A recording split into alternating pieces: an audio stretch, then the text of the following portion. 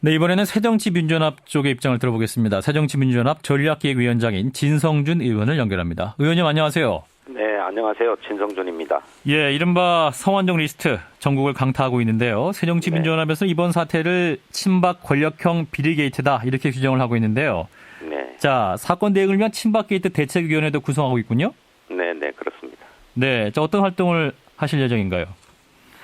예, 무엇보다도 사실관계를 정확하게 확인하는 것이 중요한데, 저희도 수사력을 가지고 있는 것은 아닙니다만은 진실을 파악하고 확인하기 위해서 주력할 생각입니다. 예. 리스트에 등장한 인물이 모두가 다 박근혜 대통령의 핵심 실세들입니다. 이들이 청와대 전현직 비서실장 3명이 모두가 다 리스트에 등장을 했고, 또 이완구 총리, 또 현직 도지사, 시장 등이 다 망라되어 있어요. 그래서 이것이 그야말로 친박 핵심 권력들의 비리다라고 저희들은 생각하고 그 진상을 드러내기 위해 총력을 기울일 생각입니다. 그런데 이제 리스트에 거론된 인사들은 모두 혐의를 전면 부인하고 있지 않습니까? 그리고 2012년 대선 당시에 그 성완종 전 회장에게 2억 원을 받았다는 의혹이 나오고 있는 홍문종 의원은 1원이라도 받았으면 정계 은퇴하겠다. 이렇게 배수진까지 친 상황인데 어떻게 봐야 될까요? 일단 부인하고 보는 것 아니겠습니까? 그간에 이런 사건들은 정말 하나같이 공식화되다시피 전형적으로 이런 모습을 보여왔죠. 처음에는 부인을 하고 그러다 검찰 수사가 시작이 되어서 소환 조사를 받고 나면 혐의가 확인되는 수순이었습니다. 예. 이번 사건이 메모에 드러났습니다만 본인들은 당사자가 사망을 한 상태고 또 워낙에 이런 비자금을 전달하는 것이 극비리에 이루어지기 때문에 입증하기가 어렵다고 보면서 일단 부인하고 보는 것이 아니겠는가 이런 생각이 들고요. 예.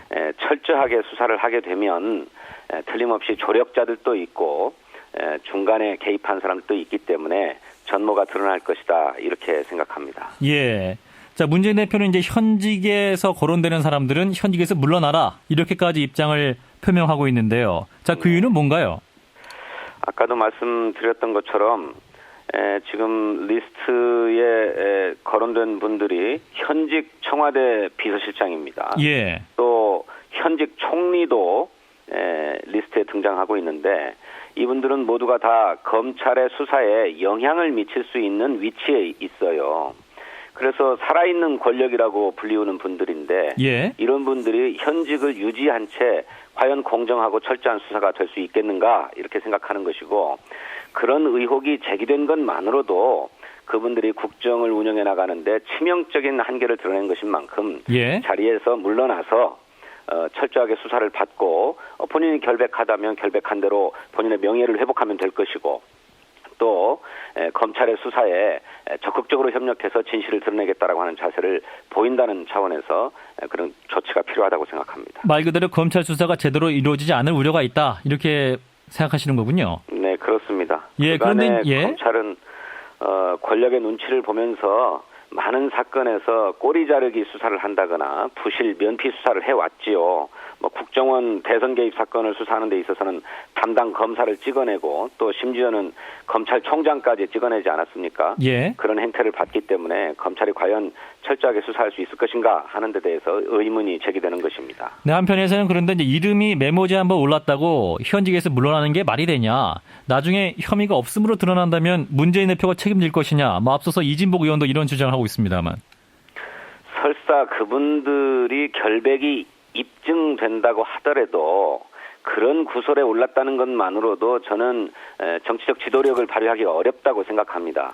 하물며 성완종 회장이 죽음을 앞두고 그렇게 메모를 남기고 또 그 메모를 남기기 전에는 그의 기업 측근들과 더불어서 관련 자료들을 확보하고 확인했다고 하는 정황까지 나오고 있는 상황이거든요. 그래서 거짓말했을 리 없다고 보고 모든 것을 명명백백하게 밝히기 위해서는 검찰의 영향력을 행사할 수 있는 현직에서 물러나는 것이 도리다 이렇게 생각합니다. 자, 그러면 이제 현직에서 물러나라. 만약에 물러나지 않을 경우에 이제 현 그 검찰 수사는 충분하지 않다. 특검까지 가야 한다. 이런 입장이신가요? 물론 검찰이 일체 외압을 극복하고 철저하게 수사를 하고 예. 한 점 의혹도 남기지 않고 한다면 검찰의 수사를 받아들여야만 하겠지요. 예, 예. 하지만 그렇지 않고 권력 눈치 보기나 또 현직 실세들의 눈치를 살펴서 제대로 수사를 하지 못한다고 하면 예. 특검은 불가피할 것이라고 보고 특검뿐만이 아니라 검찰총장 탄핵도 각오해야 할 것입니다. 검찰총장 탄핵까지 가야 한다. 이런 말씀이시고. 자, 그런데 이제 서완종 전 회장 노무현 정부 시절에요. 2번이나 특별 사면을 받았을 만큼 야권 인사들과도 교분이 두텁다.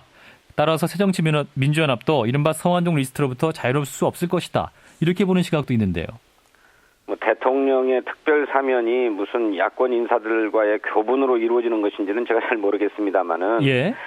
만에 하나 우리 당의 인사들도 관련이 있다면 마땅히 수사를 받고 처벌을 받아야 할 것입니다. 그 예. 점에서 회피할 생각이 전혀 없습니다. 아하, 그렇군요. 자, 이른바 이제 메모 한 장이 정치권에 이 정도 파장이 있는데 또 다른 리스트가 있을 가능성은 조심스럽게 나오고 있습니다. 가능성 있는 추측이라고 보십니까? 예, 지금 언론에 보도된 바에 따르면 성완종 회장이 경남기업으로부터 조성한 비자금이 수십억 규모에 달한다고 하는 것 아닙니까? 예. 어떤 조사에 의하면 보도에 의하면 250억 원이라는 말도 있고 또 150억 원이라는 말도 있는데 예. 이것들이 모두 다 정치권으로 흘러들어갔다고 한다면 현재 드러나 있는 메모 외에도 광범위하게 비자금이 살포되었을 개연성은 충분히 있다고 생각합니다. 예, 개연성이 있다는 말씀이네요. 자, 새정치민주연합 진성준 전략기획위원장을 만나고 있습니다. 자, 4월 재본선 얘기도 좀 나눠보죠. 네. 자, 이제 서완종 리트 사건 20여일 앞으로 다가온 이제 재보선에 어떤 영향을 미칠까 관심 모아지고 있는데 어떻게 판단하십니까? 예, 당연히 선거에 영향이 있을 거라고 생각합니다. 예. 새누리당 정부는 경제 실패에 더해서 부패까지도 만연한 그런 집단이 아니냐라고 하는 것이죠. 예. 더구나 이것이 대선 자금과도 관련이 있다고 하는 정황들이 계속 드러나고 있기 때문에 이 정권 자체가 태생적 부패 집단이다라고 하는 이런 의혹을 씻을 수가 없습니다. 예. 우리 국민들께서 잘 판단하고 심판하실 것이라고 생각합니다. 예. 그렇다면 야당 입장에서는 4.29 재보선에 호재가 되고 있다 이렇게 판단하시는 건가요? 그런 영향이 있을 것입니다만은 이것은 선거의 유불리와 관련해서 논할 사안이 아니라고 생각합니다. 예. 이건 정권은 물론이거니와 국가의 명운이 걸려 있는 사안이라고 생각해요. 예. 이렇게 정치권 핵심들이 부패했다고 한다면 이 나라가 제대로 굴러갈 수 있겠습니까?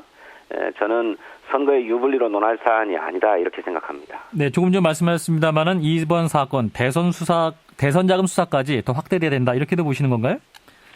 지금 성완종 회장이 인터뷰에서 밝힌 바에 의하면 예. 2007년 경선 자금 또 2012년 경선 대선 자금으로 쓰였다라고 하고 있기 때문에 예. 이것이 대선 자금이나 경선 자금과 관련이 있다라고 이렇게 보여지죠. 예. 따라서 그 부분에 대해서도 수사가 이루어져야 할 것이라고 봅니다. 예. 자, 그런데 이제 이 리스트 때문에 전국의 시계 거의 멈춘 상황인데, 자, 재보선의 구체적인 판세는 지금 어떻게 보고 계십니까? 초반에는 새정치민주연합이 사약이다, 이런 전망도 있었고, 전패도 할 수 있다, 이런 전망까지 나오고 있었습니다만. 예, 성완종 사건 이후에 여론조사를 아직 실시해보지 않았습니다만은. 예.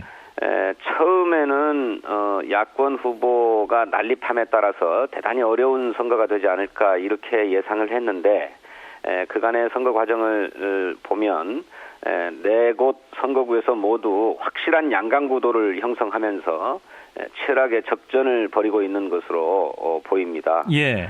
당 후보들이 빠르게 상승하고 있고 추격하고 있기 때문에 본격적인 선거전에 들어가면 승리할 수 있을 것이라고 봅니다. 양강 구도가 형성됐다. 이 말씀은 그러면 정동영, 천정배 두 후보의 파괴력이 초반부터 약해졌다. 이렇게도 보시는 건가요? 물론 처음에는 저희들도 야권 후보가 이렇게 난립하고 또 전국적 지명도를 가진 분들이 출마를 했기 때문에 예. 표 분산을 크게 우려했던 게 사실입니다. 하지만 그분들이 출마를 선언한 이후에 판세를 보면 표 잠식력이 그렇게 심각하지 않고 또 확실하게 새누리당과 새정치민주연합이 양강 구도를 형성하고 있음을 볼 수 있기 때문에 파괴력이 크지 않다. 현 상태로는 이렇게 보고 있습니다. 그런데 이제 서울 관악 의뢰의 경우는 정의당과 노동당 후보가 지난주에 출마를 포기하면서 국민모임 정동영 후보 지지를 선언하지 않았습니까? 따라서 진보 단일 후보로 정동영 후보가 나오면 새누리당과 정동영 후보 양자 대결이 될 가능성도 있지 않을까요? 정의당이나 노동당 후보들이 결국 후보 등록을 하지 않았습니다마는 그분들의 득표력이 매우 미미한 수준이기 때문에 설령 단일화가 이루어졌다 하더라도 그 효과나 영향력은 크지 않을 것이고 거의 없다고 보여집니다. 예. 따라서 양강 구도로 계속 갈 것이다 이런 전망이신가요? 네, 그렇습니다. 네, 지금 이제 광주, 서울에도 관심이 쏠리고 있는데요. 자, 광주에서 새정치민주연합이 승리 못한다면 문재인 대표에게 타격이 있을 거라고 봐야 될까요? 어떻습니까? 짧게 말씀해 주시면. 예, 저는 승리하지 못할 거라고는 생각하지 않습니다. 예, 천정배 전 장관의 출마에 대해서 광주 시민들이 납득하지 않고 있고 또 부정적인 여론이 더욱 높아지고 있기 때문에 선거 결과를 그렇게 볼 수 없다고 봅니다. 예, 알겠습니다. 새정치민주연합의 진성준 의원이었습니다. 고맙습니다.